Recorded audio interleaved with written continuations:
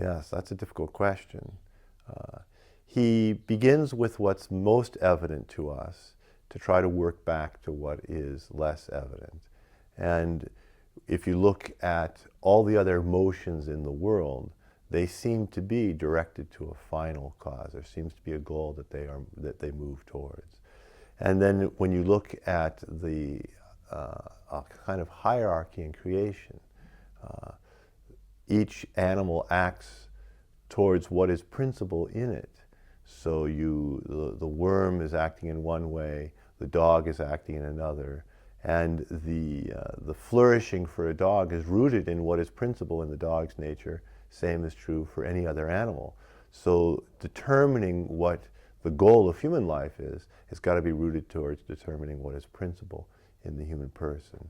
And you can draw upon human experience. Aquinas begins the question in many ways like Augustine does, with the aid of Aristotle, the master of human experience.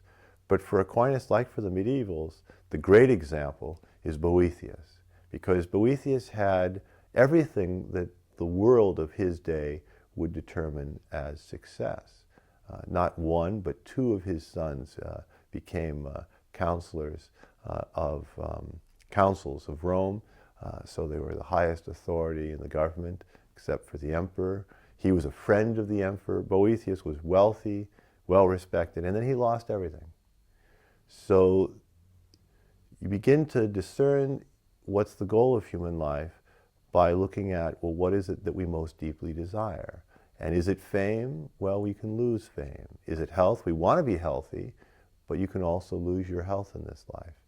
Is it friends and family? We want all those things. They're all good things, but they also are passing. And so ultimately, what is it that we most deeply want? Something that would fulfill us completely, something that can't be lost, something that's not just for a while. As Augustine says of all the great Greek and Romans who tried to find their happiness in this life, they weren't really happy, they were bravely unhappy.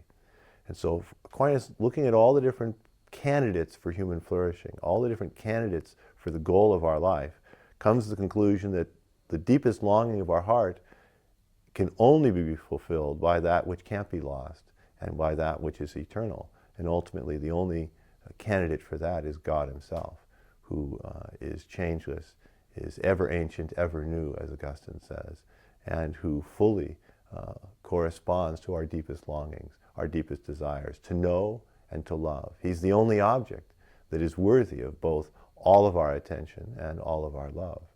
And then everything else finds its value in that. It's not that the passing things of this world are evil, but they are sacraments. They participate in a fleeting way in eternity.